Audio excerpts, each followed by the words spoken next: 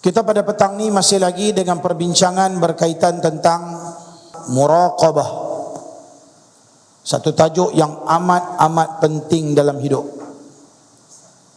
Tanpa muraqabah manusia tidak akan ada ikhlas. Tanpa muraqabah manusia takkan ada tawaduk, takkan ada khusyuk, takkan ada redha, takkan ada syukur, takkan ada semua sifat terpuji. Muraqabah inilah penting memainkan peranan. Macam mana muraqabah ni boleh tolak kita punya, bahasa sekarang dia panggil apa? Booster. Tolak habis. Dia kena ada satu benda.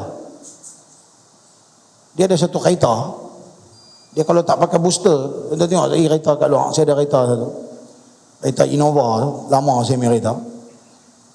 Dia kalau tekan Innova tak best. Dan tekan tu dia tak boleh pergi. Ni lambat. Macam tu. Cerai gila. Saya pula road runner. Saya tak suka bawa pelan-pelan, rugi masa. Jiwa muda ada sikit. Kan? Pergi di kedai dia kata apa? Lama ni, cerita lama saya pakai. Dia kata, ni kena pakai satu booster, you tekan ini, terus dia pergi. Oh, dia tak lambat, dia laju. Tapi dia makan minyak gila lah.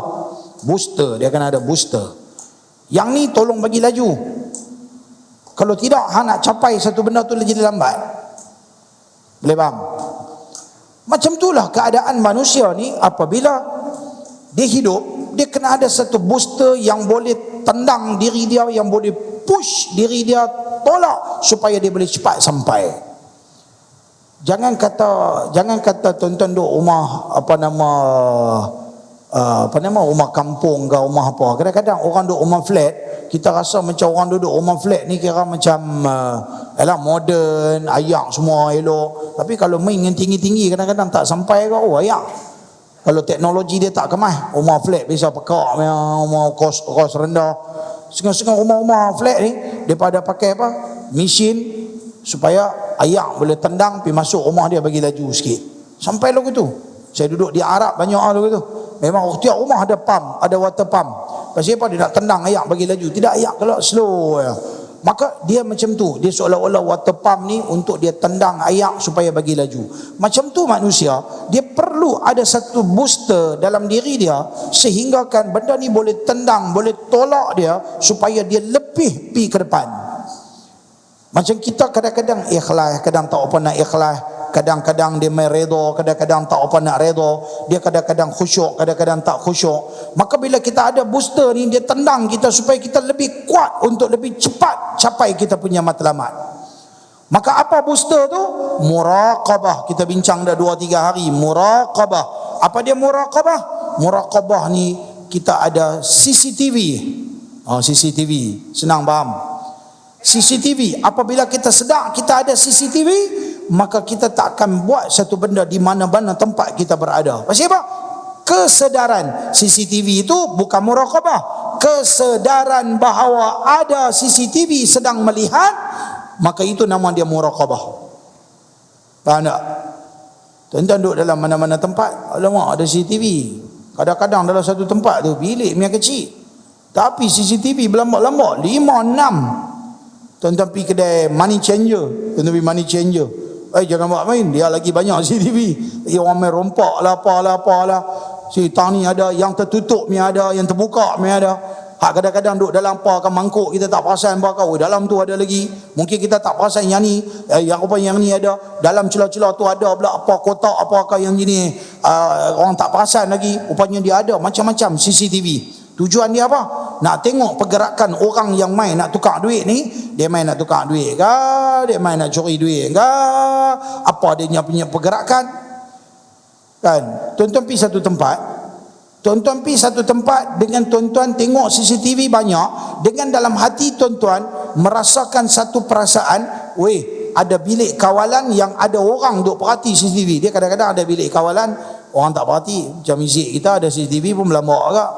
Tapi takkan ada di pejabat tu ada 24 jam orang lu tengok. Tak ada lah kan. Apa-apa kita pergi rujuk lah CCTV. Tapi kadang-kadang di setengah-setengah pejabat, setengah-setengah tempat, Dia ada pegawai, pengawal, yang mana pengawal ni duduk dalam bilik CCTV ni, kerja dia tengok ya, tengok televisyen ni, tengok televisyen ni, tengok yang ni, tengok ni, kawalan. Maka apabila ada CCTV dengan kita merasakan ada orang duk mengawasi kita, ketika itulah nama dia adanya muraqabah. Ketika kita duduk dalam masjid, kita nak buat benda-benda yang pelik-pelik dalam masjid, sedangkan kita duduk merasakan ada banyak CCTV dan ada banyak mata yang sedang memandang kita. Kita tak berani, kita segan nak buat. Pasal apa? Kita mau kesedaran macam tu dalam hidup kita. Kesedaran itulah nama dia muraqabah, yang kita percaya ada CCTV sedang melihat kita. Dan CCTV Tuhan ni tak payah dia tak payah bagi, dia tak payah ada CCTV yang macam ni punya, bulat, 4 segi, kotak, apa bala, dia tak payah. Tapi daripada, kalau CCTV ni kita boleh tipu lagi tuan-tuan. Sebab apa? Ada skop dia, ada angle dia, dia punya cara ambil tu. Tuan-tuan pergi duduk, kalau yang ni 2 biji ni talar main sini, tuan-tuan pergi duduk belakang dia tak ada. Kita masih lagi boleh bersembunyi dengan kita punya CCTV. Tapi CCTV Tuhan kita tak boleh tipu tuan-tuan. Manusia yang apabila dia sedang kata ada CCTV Tuhan, dia tidak akan tipu, dia tidak akan tipu, dia akan jadi manusia jujur, dia akan jadi manusia amanah. Satu cerita ni selalu saya bawa dalam sebagai cerita motivasi di pejabat-pejabat, di jabatan-jabatan. Satu hari seorang Yahudi diminta supaya mengosongkan tanah di satu negeri nama dia, satu negara nama dia Mesir. Disuruh supaya kosongkan kawasan tu. Kerajaan nak ambil tanah untuk buat Putrajaya, maksudnya pusat pentadbiran negara yang baru di bawah pemerintahan Umar Al-Khattab radhiyallahu anhu. Dia utus seorang sahabat nama dia Amr bin Al-As. Dia kata, wahai Amru, aku lantik hang jadi gubernur di Mesir. Dia ni pun pergi jadi gubernur di Mesir. Bila dia pergi sana, dia nak buat pembaharuan lah. Dia nak buat rombak semula. Okey, kita punya pusat pentadbiran pun tak ada, apa semua leceh. Kita cari satu tempat cantik dah. Tiba-tiba ada rumah Yahudi, perkampungan, bukan perkampungan lah, rumah Yahudi. Dia ni rumah keturunan tanah dia. Tentu ada kubur untuk nenek moyang dia, ada apa biji ke kubur. Lepas tu ada rumah dia, ladang dia, apa-apa, ada satu kawasan macam tu. Kena dia punya. Jadi kena ambil lah pengambilan tanah tu. Tiba-tiba mereka pergi minta dekat Yahudi ni tak mau bagi. Dah, kami ganti tempat lain. Ganti pun tak mau, apa pun tak mau. Aku dah duduk di sini daripada beranak. Sebelum aku beranak, bapa aku beranak sini, tok wan aku beranak sini. Ambil tengok, kubur kami punya keturunan berada tang ni. Oh, sampai lagu tu keras kepala, tak mau. Kata Amr bin Al-As bagi arahan, dia tak mau kita halau dia keluar, kita ambil. Ni negara kita, negara Islam. Baby ya, hang duduk dalam negara Islam, kami kata keluar, tempat tu kami nak ambil, kami ganti tempat baru. Tak ada lah zalim, kira bagilah tempat baru, pempasan semua bagi cukup dah. Dah, dia ni duk buat ketegak pula dah, tak mau bagi tanah dia. Dan ni orang cerita ni, belum lagi sampai dia punya ending dia, baru tuan-tuan nampak yang kata jujur amanah. Lalu Yahudi ni berkerah. Ada orang bagi tahu kat Yahudi ni, "Woi, hang pi duk cakap dengan Amru ni, dia ni orang bawah. Ada kepala pada dia duk ada di Madinah, Umar Al-Khattab. Hang pi jumpa bos besar, hang bagi tahu tori kat dia. Pi try tengok, mengadu kok dapat." Okey. Dia ni pun ni kenderaan dia unta ke apa, pi. Sebulan 2 sampai di Madinah. Dia sampai di pintu gerbang Madinah, dia nampak ada satu lelaki tidur di bawah pohon korma dengan badan berbalok-balok. Dia pergi jumpa orang tu. "Cik, saya ni mai daripada Madinah nak jumpa Khalifah Amirul Mukminin Umar Al-Khattab, boleh?" Dia kata, "Oi, dia ni pun ramah tak?" Dia kata, mai duduk sembang. "Oi, hamai pada Madinah, hamai pada Mesir. Oi, ada masalah apa?" Dia ni pula kepoci pula, yang si lelaki yang duduk bawah pokok ni. Tanya soalan macam-macam reporter. Satu-satu dia tanya. Dia kata, "Okey, kalau hang nak jumpa Umar, dia tak susah. Hang nampak ni pintu gerbang ni, hang masuk ni hampir straight ya. Hampir straight, hang jumpa satu pintu ya, macam ni. Hang ketuk, hang bagi tahu nak jumpa Umar. Kata hang mai daripada daripada Mesir. Hampir lah. Ada kau orang nak layan aku Yahudi. Aku Yahudi. Macam mana orang Islam boleh layan aku nanti? Tak apa, hampir lah. Nanti dia layan. Kan? Dia ni pun, laki tadi ni yang duduk bawah pokok ni pun, bila dia kata, okey, sat. Dia duduk tidur ni, seorang-seorang dia lah. Lepas tu dia kata macam ni, Umar ni aku nak abang hang, dia ada perangai pelik sikit. Kalau hang mai daripada jauh, pertama kali hang jumpa dia, hang kena cari tulang, bawa pergi kat dia. Ha? Tulang? Pergi cari, hang tengok kok celah tu, kok ada tulang unta ke, tulang paha lembu ke apa ke, tulang panjang-panjang, pergi cari pergi. Dia pun pergi tengok kau tu, tengok jumpa satu tulang, heret. Dia kata dia ni apa ni gila kot. Kan? Yahudi ni duk ingat, aku pergi duduk di Mesir, dia tu duk gila nak ambil tanah aku. Aku main sini jumpa pula gila bawah pokok ni seorang, suruh heret apa tulang. Tak apa, bawa pergi lah kot betul. Dia pun heret satu tulang, pergi sampai ketuk-ketuk pintu. Lepas tu buka-buka pintu, dia layan dia apa semua, tengok-tengok, bukan tadi jumpa bawah pokok rupanya dia jumpa Umar Al-Khattab tadi bawah pokok. Amirul Mukminin tidur bawah pokok, tak ada escort, tak ada bodyguard. Bodyguard dia Allah, muraqabah dia tinggi. Dia heran apa? Macam kita di Malaysia kan, dulu-dulu ada Tok Guru Ni Aziz di Kelantan, ada bodyguard? Tak ada bodyguard dia Allah. Lah ni kau, bodyguard jangan duk sembang Nak hidup senang jadi businessman, kan? Bukan nak hidup senang dengan menjadi pemimpin. Pemimpin adalah khadam kepada rakyat. Nabi kata, sayyidu qaumin khadimuhum, kata Nabi. Pemimpin satu kaum, dia adalah khadam kepada kaum tersebut. Kalau dia khadam, tentulah dia naik kenderaan padan dengan kenderaan khadam. Kalau dia punya rumah dia sebagai rumah khadam, dia khidmat pada masyarakat. Tapi terbalik. Lah ni jadi pemimpin, rumah macam istana, macam raja. Kenderaan macam raja, hidup macam raja, duit pun dapat macam raja. Allahu Akbar. Baik, tinggal kita huraian tu.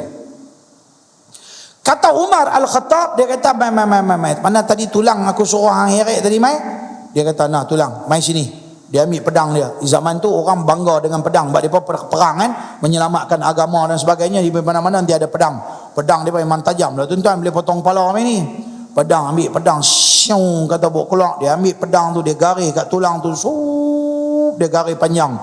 Dia kata, nah, ambil tulang ni, punya masalah tadi anda abang aku kat luar kan, semua aku dah tahu dah. Ambil tulang ni, pergi bagi kat Amr bin al-As, bagi tahu kata tulang ni Umar kirim. Abang kat dia, aku garis dengan aku punya pedang ni panjang dekat sini, garisan ni dia dipaham ni.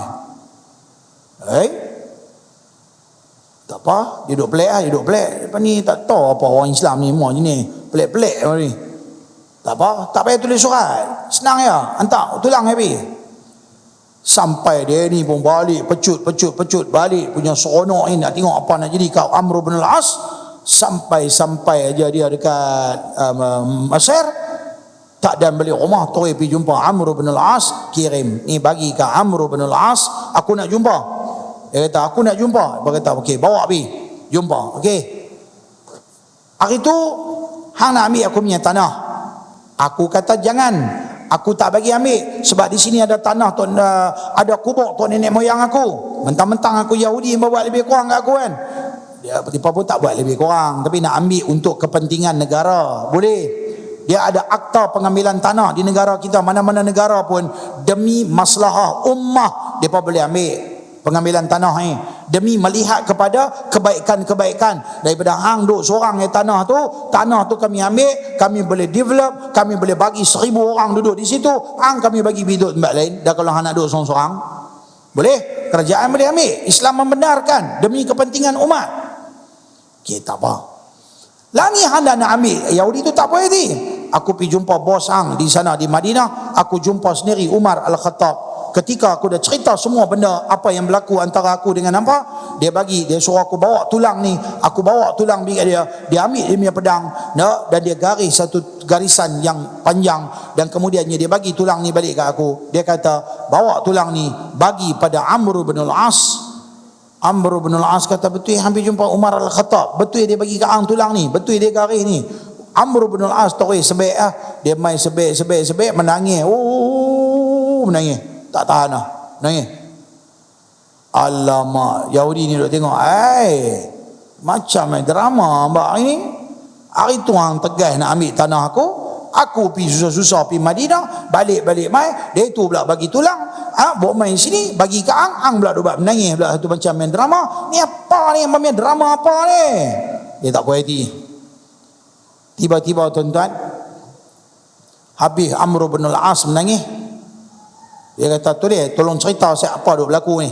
Dia kata macam ni, ketika aku dengan penuh semangat, aku nak ambil tanah hang demi kemaslahatan ummah, tiba-tiba hang pergi jumpa dengan Umar Al-Khattab, dan Umar bagi tahu bawa tulang ni mai jumpa aku. Nah, lalu hang bawa tulang ini yang digaris dengan pedang Umar. Umar memberi nasihat kepada aku, wahai, dia tak bagi tulis surat, dia bagi tulang tu yang garis tu ya, dia faham lah. Wahai, mesej dia apa? Wahai Amr bin al-As, ingatlah satu hari nanti kamu akan menjadi seperti tulang ini. Kalau mati hidup dalam kubur ini tulang habis ya. Satu hari nanti kamu akan kembali menjadi tulang ini. Dan ingatlah wahai Amr bin al-As, berlaku adillah, berlaku luruslah. Adil, lurus tu adil. Berlaku luruslah seperti lurusnya garisan yang aku buat ini. Sekiranya engkau tidak berlaku lurus, akan kuluruskan kamu dengan pedangku ini. Tuan-tuan, kalau bos majikan, gamaknya siapa tak mau dengar cakap, ambil pisau, ambil tulang ayam belen-belen makan di rumah, garing mau duk hantar ambil. Dia tanya apa? Ini tulang, garing dengan pisau. Tak faham lagi, orang kita tak faham. Orang kita tak faham. Bagi pula tulang tu, dia kata apa?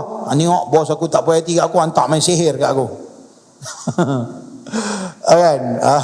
Hantar pergi tulang ya, tak payah mesej, tak payah SMS, tak payah mesej, tak payah Telegram, Instagram, Facebook, surat, tak payah. Hantar tulang ya, bogaris ya. Kan? Dah faham lah. Tanggungjawab, awak tak boleh berlaku amanah. Amr bin al-As tak boleh buat plan, ambil tempat lain, selesai. Bukan tak boleh, benda boleh ejaz kan. Nak abang kata, dalam ni nak abang kata, apabila ada muraqabah, kadang-kadang tuan-tuan, satu dua penyebab saja boleh menyebabkan kita terus berlaku keinsafan. Tapi bila tak ada muraqabah, tak takut kat Tuhan, dah kalau Umar hantar main tulang sampai garing dengan pedang, sampai abang jaga aku, dia hantar main pedang aku, dia pancung hang mau hantar. Allah. Kalau sampai lagu tu dia boleh buat, tak tahu. Habis yang tu tak ada muraqabah, itu susah tuan-tuan. Kerja ni tuan-tuan, bila kerja dengan siapa, sebab tu saya tak minat kerja dengan orang. Saya tak minat kerja dengan orang. Saya beli abang Pak Haji main bagi saya jadi tok imam tetap masjid ni. Tak payah, kerja aku berlambak dah. Kita main hanya sukarela untuk nak mengimarahkan rumah Tuhan. Pasal apa? Masjid saya tak siap lagi. Masjid saya siap, saya tak tahulah nak pergi masjid orang kata saya lebih pada masjid saya. Susah-susah aku pergi minta derma sana sini, aku dah buat masjid, dah ada orang duk imarah masjid kami ya. Tapi masjid kita tak siap lagi, nak buat macam mana? Imarah dulu masjid orang lain, bagi maju dulu, bagi hebat. Esok kita tinggal pun insya-Allah masjid ni akan berjalan lancar dengan kepelbagaian program. Tolong-tolong kan. Sebab tu saya tak minat. Saya pernah kerja dengan orang, saya pernah jadi guru besar di beberapa sekolah agama, saya pernah jadi pensyarah di college. Saya pernah CJ berlambak-lambak, bukan jenis CJ main satu dua keping, main jengkai-jengkai. Main jengkai-jengkai kan. Diploma dah tak ingat berapa, 7 ke 8 dah tak ingat. Biar berlambak-lambak buat apa. Ijazah saya ada 4 ijazah, ada master, buat PhD lagi. Minat saya bukan nak buat sijil tu, saya nak buat apa kan, biar kerja dengan orang. Saya minat kepada ilmu untuk mendalami. Saya minat kepada ilmu. Saya tak akan berhenti mengaji hidup saya. Saya favorite. Kalau tanya kat saya berniaga, saya pergi belajar kelas-kelas marketing, belajar dengan orang otai-otai, nak belajar macam mana jadi jutawan, pergi belajar. Saya cuma nak ilmu tu saya. Sebab dalam dunia hidup saya adalah ilmu nombor satu. Niaga pergi belajar sikit-sikit supaya tak kena tipu orang sudah. Kan? Kalau kata saya nak pergi jadi jutawan, saya boleh berniaga, berlambak macam-macam benda saya boleh berniaga. Boleh, tapi kalau saya berniaga, saya tak boleh mengajar. Saya disibuk. Satu hari saya duduk di pondok, saya dapat peluang untuk berniaga. Masa tu saya baru kahwin. Baru kahwin, saya berjumpa dengan satu hamba Allah. Dia ni duduk di satu pulau. Pulau apa ke nama tu? Pulau Zimbabwe. Pulau dia ni satu orang kaya. Dia ni ada buat berniaga. Jumpa dengan orang ni, dia ni kata, "Ustaz, kalau Ustaz nak berniaga, saya boleh tolong Ustaz. Saya bagi kat Ustaz barang, Ustaz pergi ambil, Ustaz berniaga, Ustaz dapat untung, Ustaz mai bagi balik modal, Ustaz ambil, Ustaz mai untung."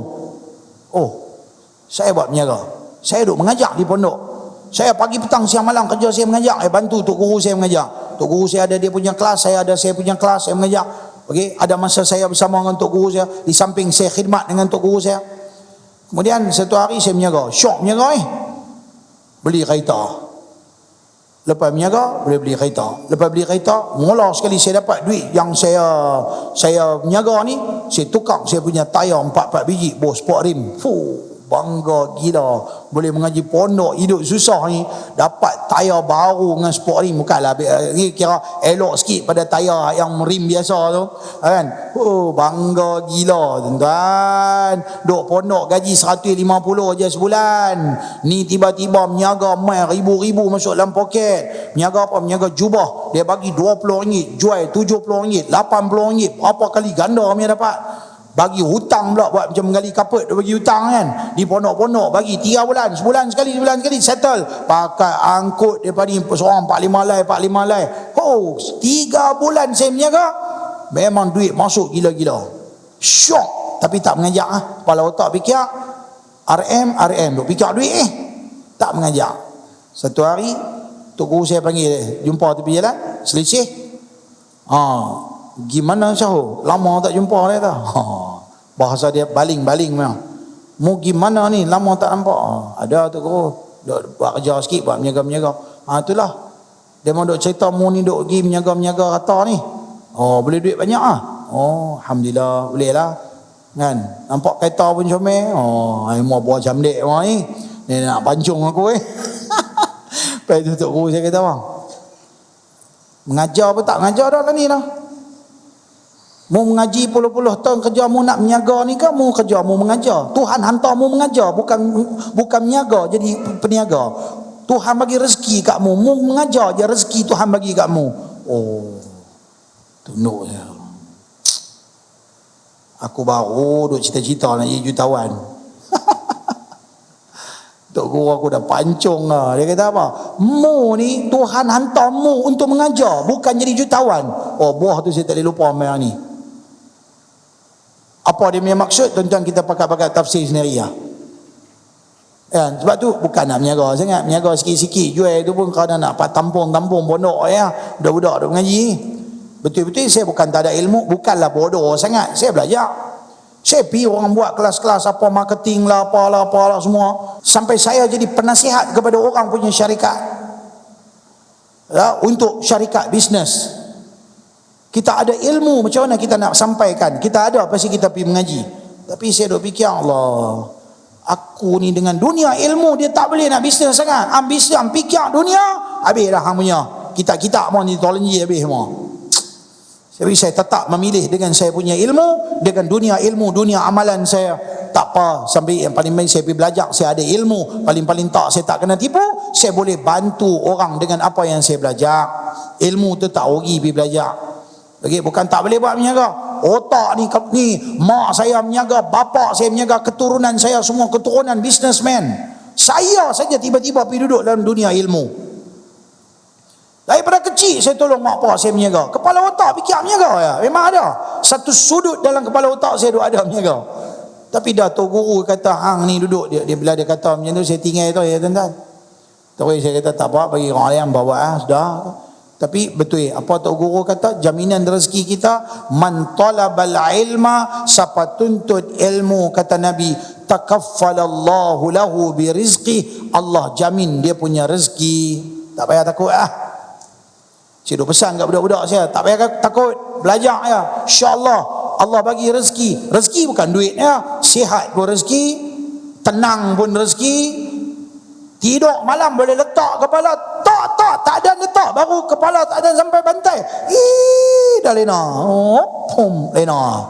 Baru on the way, kepala tak ada yang kena bantai lagi boleh lena. Tuan-tuan tengok orang kaya semua tidur, hari ni tidur tak lena. Hari-hari tidur tangan bawah tidur. Duit aku orang nak balas. Tidur tak boleh nak. Duit berlambak, tidur tak boleh. Kepala otak tu nasi orang nak balas. Lagi teruk dia duk fikir. Duit siapa aku nak balas? Kalau duit aku orang nak balas tak apa. Duit siapa aku nak balas esok?